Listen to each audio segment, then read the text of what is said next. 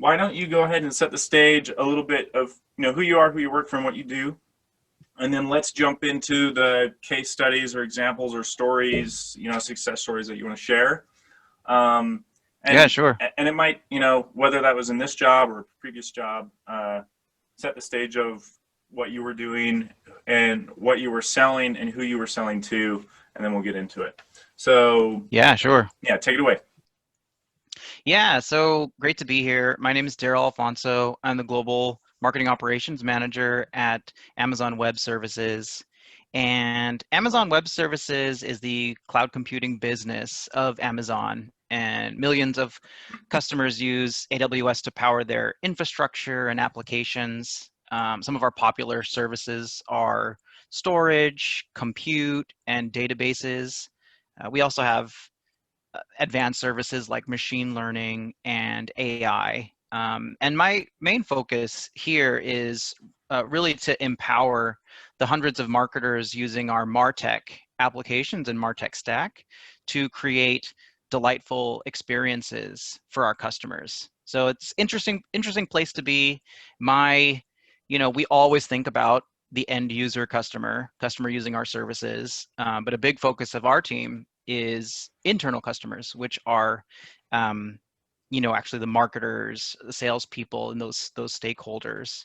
But I've been in, marketing, B2B marketing for over 10 years now, for startups, mid-sized companies, and now enterprise. So I happy to share any of the examples and kind of projects that I've worked on in the past that have worked well. Yeah, yeah. Let's go in. Let's go right into it. And in fact, I'm, selfishly probably extra interested even in like the some of the enterprise stuff because I've always worked on small teams, and so Yeah, where you're servicing, like you said, hundreds of marketers. Well, on my marketing team right now, there's like two and a half. So, got it. like just the scale and differences are so big. So, whatever you're willing to share, let's dive right in. Yeah, absolutely. Well, if we're talking about enterprise, so typically, and these are for my colleagues that also work at really large organizations, you usually have either a centralized or decentralized model when it comes to marketing. And centralized is actually the most common one, even for some really, really large companies, because of the governance that you can do. And that means you have usually a centralized team, and it's usually not that big, of people that run marketing operations and a lot of times run campaign operations as well. At AWS, we have a large decentralized model with hundreds, over 700 today, where they're actively deploying email and marketing automation campaigns via our platform, and we're a Marketo and Salesforce shop. And so this is how it works all across the world. We made that decision to really be agile and to empower marketers to get their messages out, help customers really, really quickly, and leverage the capabilities of a fully developed marketing automation instance without having, and as I'm sure when you build a marketing automation platform from scratch, it takes a while. And there's a lot of hiccups and things that go into that. So with us, how we do it is, I would say, two main things. One is building a center of excellence that allows marketers to already have pre-built program templates and campaign templates.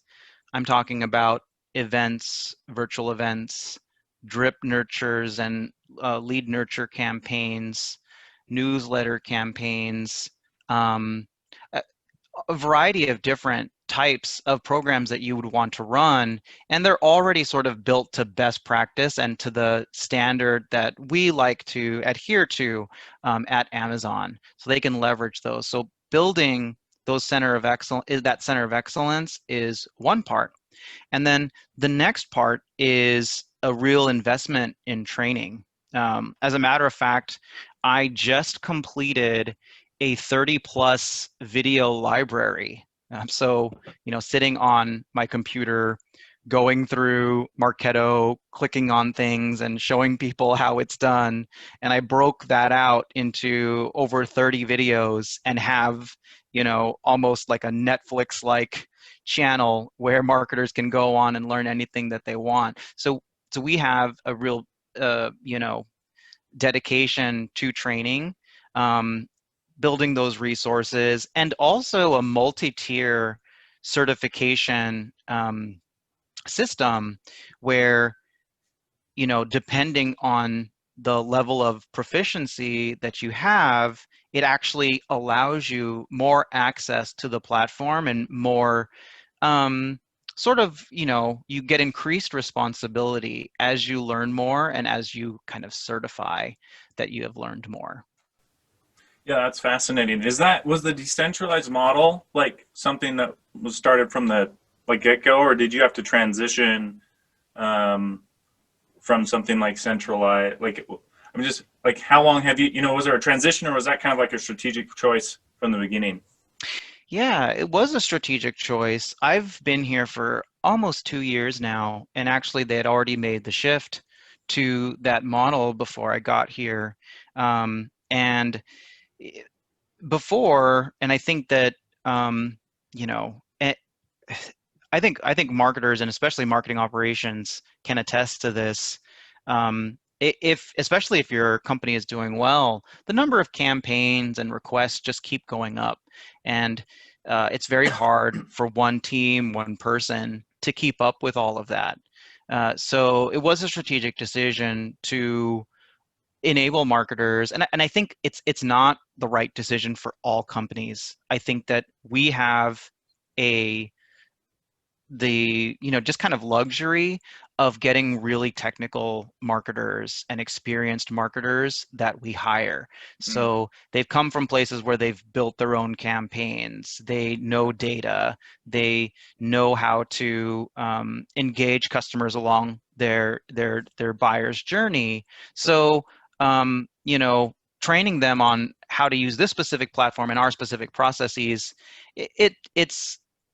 it's not easy, but it's also not like we are teaching beginners most of the time. So that was one of the things that kind of went into our decision of doing that. Now, for a lot of organizations, especially more traditional ones or that are still going through that digital transformation, like let's say manufacturing or some of the other industrial type services for B2B, that might not be the right decision. If a marketer is not used to digital marketing or the types of platforms that we have today, that could be a little rough to all of a sudden give them all of these, state of the art tools to do marketing. So Well, that was something that went into our decision making process. well, yeah, and that goes into the training a little bit. Anytime you switch over to a new job, um, the fire hose is something that we all experience, and the training and whatever is critical and has to be paced, and you always want to get in there and make something happen, right? You want to start off good. Um, so are there like so it sounds like in that model too that you're talking about 700 marketers that are doing this different campaign work. Are they, but then they get more access as they increase their proficiency, which makes sense to me. So how are you balancing this idea of being agile and giving like the marketers the freedom to do what they want to do, but you've got so many, right? I'm assuming that they're all kind of specialized within a particular facet of the market, whether like they're delivering event experiences or whatever. So how are you um, managing all of like keeping the quality and Yeah. managing keeping them where they're supposed to be, but also making them feel like they can have like a broader impact in being agile? Yeah, that's a good question. And, I'll be honest, it is a really big challenge and why, and it's fun, and why we need people in marketing operations that can look at this and sort of understand that we want them to be agile, but we also want to ensure a high bar of customer experience and of campaigns and of also, today compliance. We have to treat customers' data with respect. So, with our teams, a lot of it, a big focus is going to be, field marketing, which are marketers that focus on driving event attendance, and we do several learning events, and now it's all virtual. But we used to have, almost pretty much every month, regional learning events in all the major cities across the globe. Now it's all virtual. So field is a big part, and then another part is product marketing. And with Amazon Web Services, we have over 170 different products and services that customers can choose from. So those different products and services have specific product marketing teams that focus on adoption and education and cross-selling opportunities with those different services. The way that we do it is putting in place different checks and balances. So really enforcing the center of excellence and the certification is definitely one, pillar of that. I think the other one is going to be very frequent and regular global reporting, all the way down to the regional level. So we break out all of our email campaigns, for example. We see on a weekly basis where the underperformers are, where the top performers are, and it allows us to react really, really quickly, Yeah. And give leadership to that visibility and that accountability. In the past, there have been that lack of visibility. What ends up happening is several months will pass by and you've got unsubscribes going up. You've got just a pattern of campaigns that aren't engaging and aren't valuable to our audience.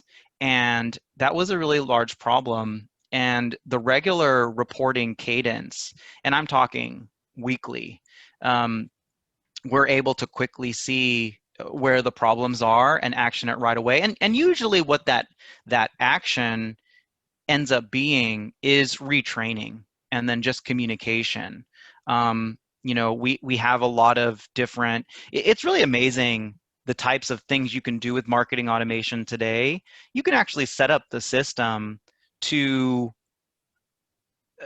really focus on value for customers and what they want. I mean, you've got things like customer preferences, which you can enforce when marketers are using targeting. So they can only target customers that have specifically requested these types of communications, newsletter, events, um, additional product or service news and launches.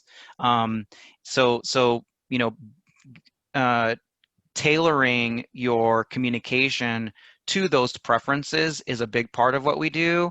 And then, another thing that you can do from a central level is really clean your database and almost suppress people that aren't engaging. And I think that today, and this is, and I feel this especially because I actually come from a much smaller organization with a much smaller database. It can be heartbreaking to suppress qualified leads. But at the end of the day, you have to really kind of face reality. And if they have not visited your website, opened your emails, or filled out any types of forms within 6 months, it's highly likely they're not going to do so in the next 6 months unless something big changes. And I think that if a lot of marketers can face up to that reality, they'll see their engagement metrics really skyrocket because they're focusing more on an engaged audience, and they're also learning to improve the quality of their own campaigns. But that's something also that we do from a centralized Well, and perspective. yeah, so a couple of things with that. One, um, to just the support, I think with like the reporting and whatever you're talking about, like, if I were the product or field marketer that you're working with, man, I like understanding I've got that much support to know how to do my job better would be like extremely valuable. Like that, all I have to do is I do my work, and I'll be notified with like the weekly reports whether like I've got to change something, and then not only that, it's and like you're not even, which I think would really help with like the unity and collaborativeness of the team, knowing that like, hey, like ops has my back. They're going to tell me when I'm not doing good enough, but they're not just going to say, hey, do better. They'll help me, whether it's with training and whatever. Uh, Yeah, we try to do that, and I think that for some people they feel that same way where they come, especially if they come from a less mature company when it comes to digital. But one of the challenges I think that with any organization is that competing priorities, and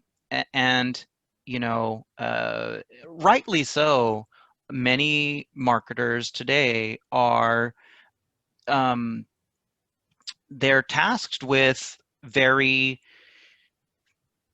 tough goals to achieve. And a lot of those goals, and I don't disagree, a lot of those goals are going to be revenue based, are going to be new customer driven.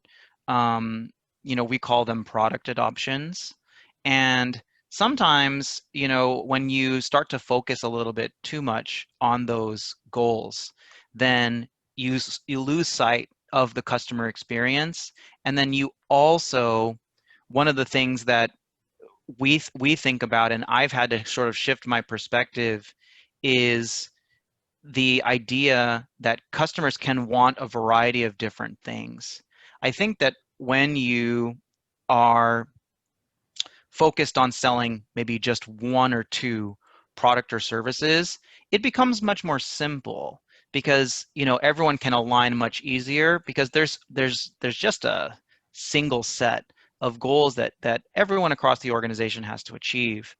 But when there's 170 plus different products and services, that becomes a completely different ordeal. And yep. that's one of the things that we try to solve with Center of Excellence and reporting is how do you get marketers and salespeople that are selling different products and services to remember to respect the customer experience and to understand, sort of think broader, that they may not want this specific product or service today, but that may not mean they may not want it tomorrow.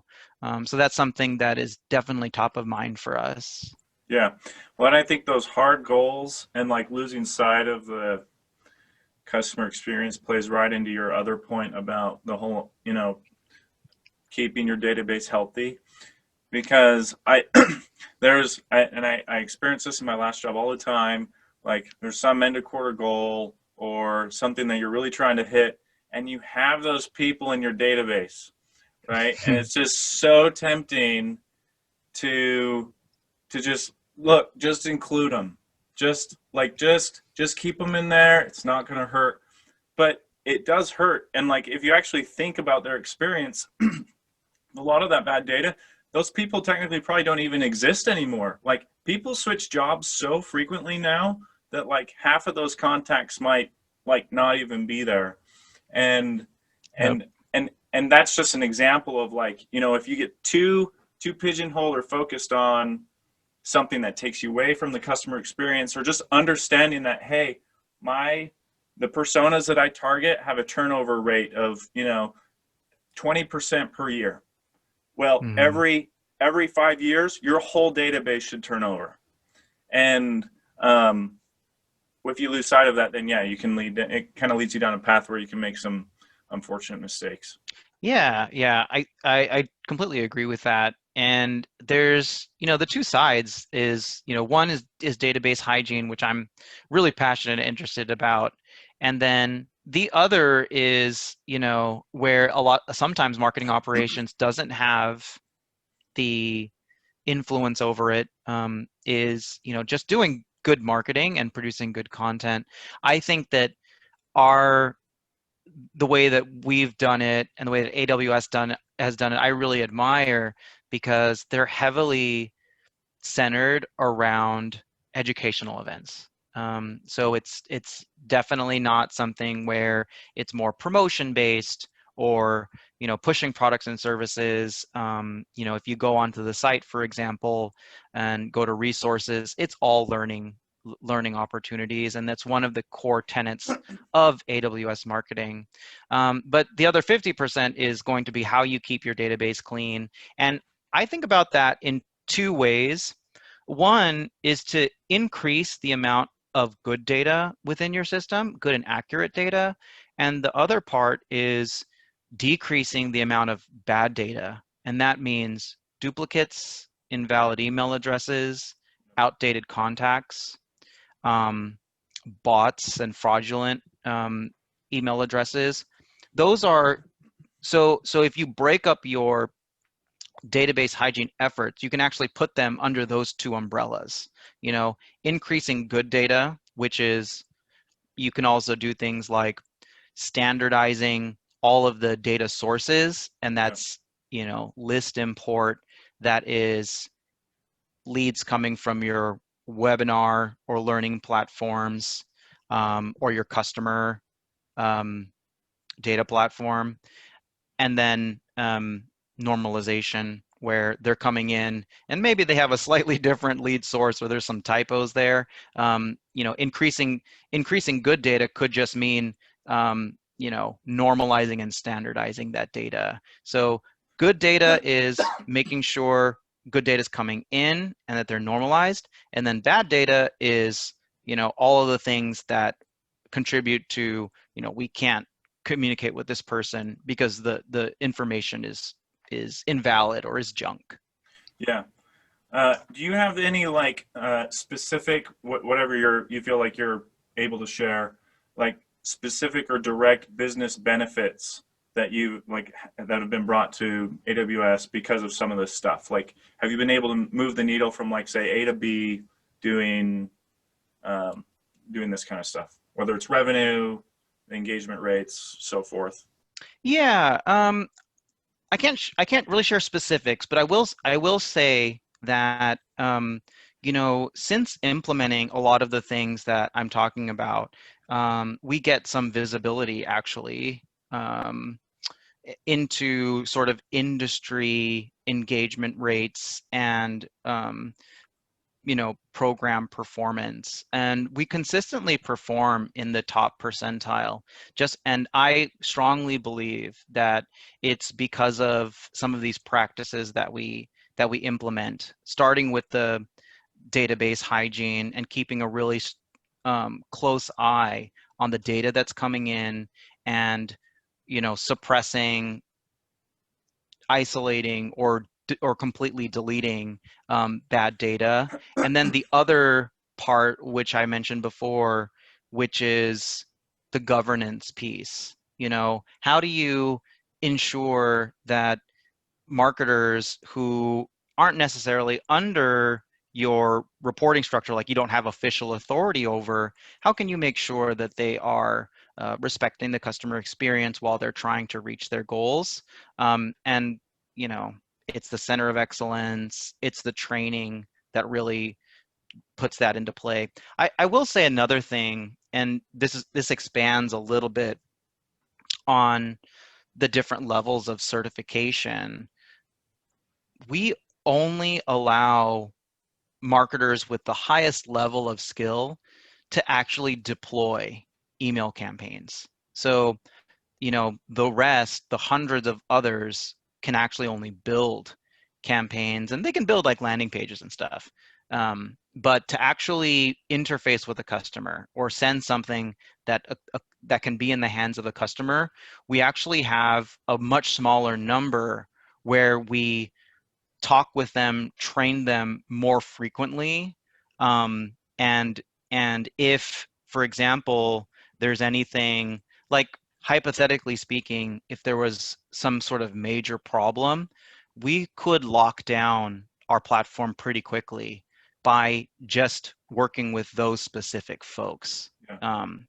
So that's another way that we've been able to really kind of influence our business metrics. Awesome.